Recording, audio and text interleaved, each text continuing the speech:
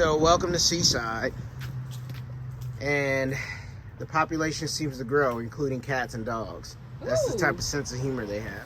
We're Mekka and Reggie, camping newbies intrigued by the RV lifestyle. He's a concrete camper Who loves concrete pads, manicured lawns, and beautiful views. and I'm the concrete glamper. I love campsite decor, and more is more. On the weekends, we've moved from the couch to camping. And as Southerners, we always tow our hospitality and charm as we chase the sun, sand, and sea In our RV.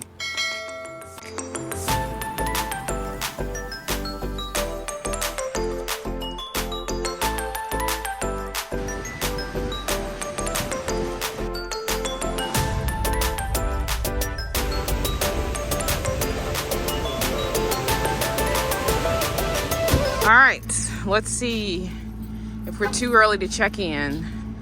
I'm guessing by nobody being here, I hope it's not a problem. Stickler for rules, Mekka. Gotta follow the rules. Yes, I'm a rule follower, but there's also exceptions to every rule. Let's hope that this morning we are an exception. You're exceptional. Well, if not, we'll just post up in the parking lot for another 2 hours. All right, easy breezy. Checking in early was no issue, so. Shout out to Rocky. Thanks for taking care of us, buddy.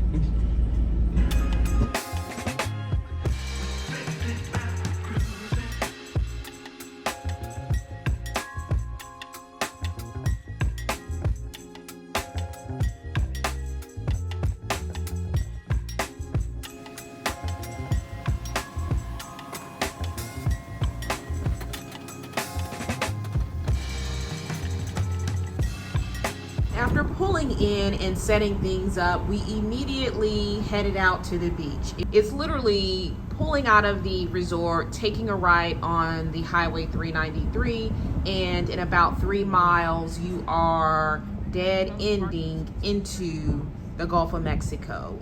The good thing is you dead end in Santa Rosa Beach at the intersection of 391 and Highway 38. It's also sort of a hub for that area for restaurants and for shopping. There is a public access point to the beach that includes parking and restroom facilities. And we made it plenty of time ahead of sunset to just sit down, relax, and enjoy the breeze.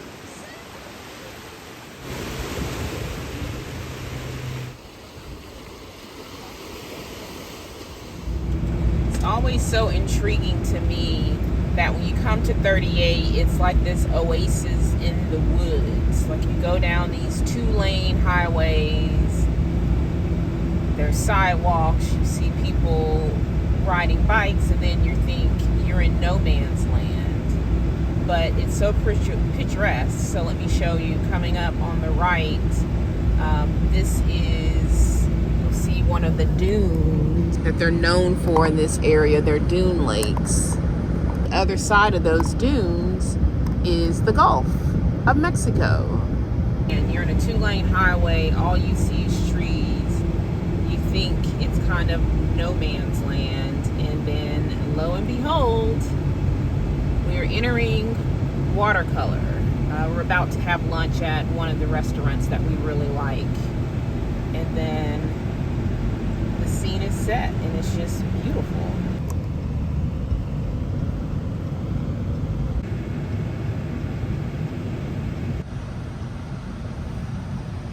Now, the only slight hiccup is when you have a huge truck that's a tow vehicle, you soon become overweight, not a style, in these cute little communities where they value walking and biking and golf carting.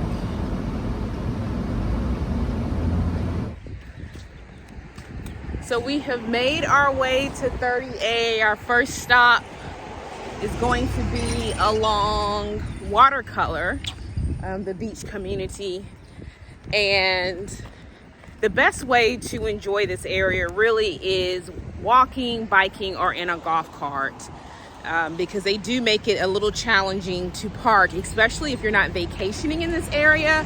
But As we've mentioned in previous videos, it is a must-see if you're along the Florida Panhandle.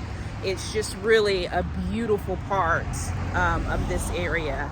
And that is one of the benefits of the resort that we're staying at is, again, I know they're calling themselves a resort. It may not have the amenities, but I think the beauty is it really is a gateway launch spot to 30A. Yeah, I mean, Highway 30A just stretches, what, 20 miles or something like that? It's about a 20-mile stretch. And you've got all these quaint beach towns. So, you know, it's picturesque with colorful houses, tin roofs, and just beautifully manicured. So we've always enjoyed coming down here.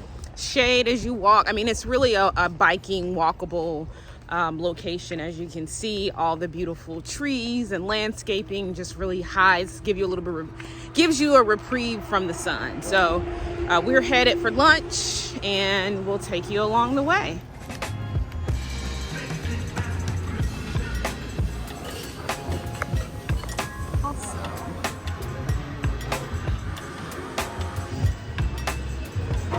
So it looks delicious. I chose an avocado toast with tomatoes and a sunny side up egg and black sesame. And Reg is partaking in a grilled fish.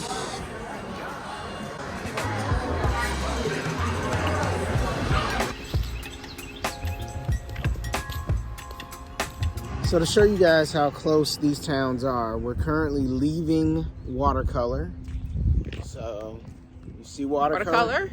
Buy WaterColor. We're leaving WaterColor. Now we've got a hike ahead of us to get to the next beach town, which would be Seaside. Seaside. You want to cross the street since no one's coming? Yes. Wait. Thank you, sir. So we're crossing scenic Highway 30A and we'll spin. Boom. We are now in Seaside. So this is what we mean where there's just back-to-back beach towns along 30A that all seem to have their own little sense of flair and a vibe. So welcome to Seaside. And the population seems to grow, including cats and dogs. That's the type of sense of humor they have. So they're up to 1,228 folks. And this may seem familiar for those of you who are movie buffs. The Truman Show, the movie with John Kerry, was filmed in Seaside. And so that has contributed to its popularity as well. The Florida sun is not as intense when you're lined with a nice little tree canopy. And you have walkability. And then all around you are all the beach houses and the cute little quaint neighborhoods. What do they call this? Do they call it Mayberry on the beach, or kind of like the Vineyard on the beach for those of you who may have gone and visit Martha's Vineyard? So this is a little bit more quaint. And then there's various public beach access points.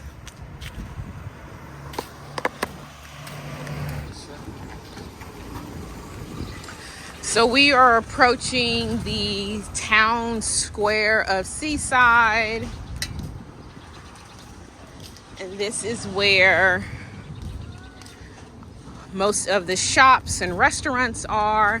And one thing that is unique to Seaside is they have vintage Airstreams, which are essentially food trucks. And that's really cute to see.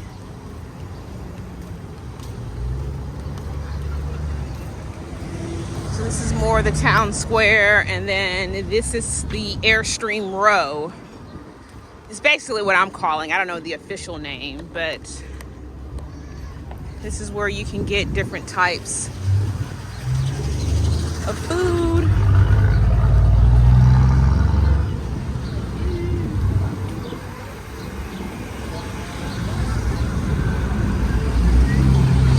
Barefoot Barbecue has been here for a while. It's a staple. Their food is really good.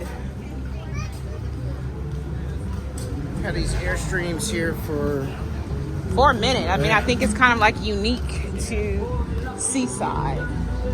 So they're here permanently their restaurants. Instead of having food trucks, they have airstreams. Correct. And then this, if you want to know how far you are to the beach, if you look through there, that is the Gulf Coast off in the distance.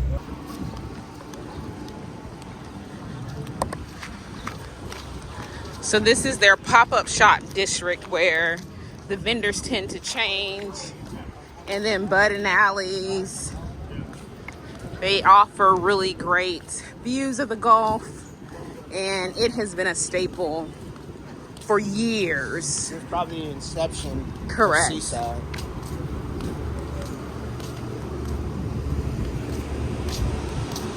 So this is how close you are to your toes in the sand.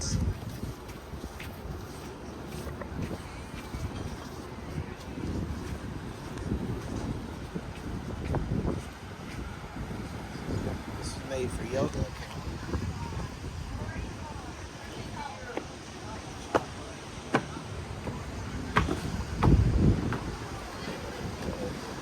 And that's what you're here for.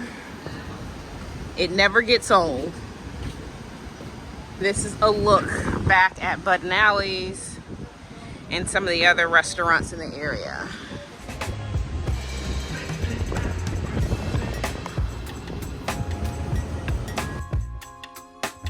Perfect. Thank you so much. Have a good one. I'm good. Thank you. You too. Nice refreshing mint iced tea. And the fried pickles. This is another iconic spot at Seaside.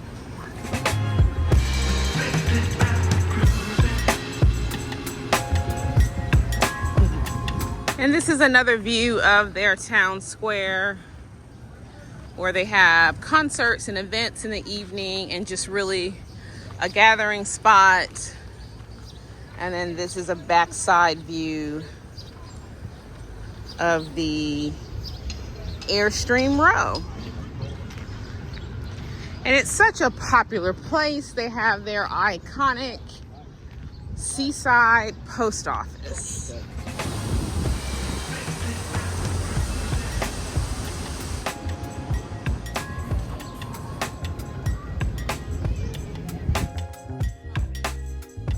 So that's essentially Seaside, just a very super cute town. Their town center is definitely a destination, and there's a lot to eat, a lot of local vendors here, and again, the views of the Gulf of Mexico are just phenomenal. The water is so beautiful. Yep, I would agree. And it's a great place to just kind of stop off and check out the local action and just some of the local markets. And it's a small, quaint, cute beach town. What you think of a beach town, you will find it here in Seaside.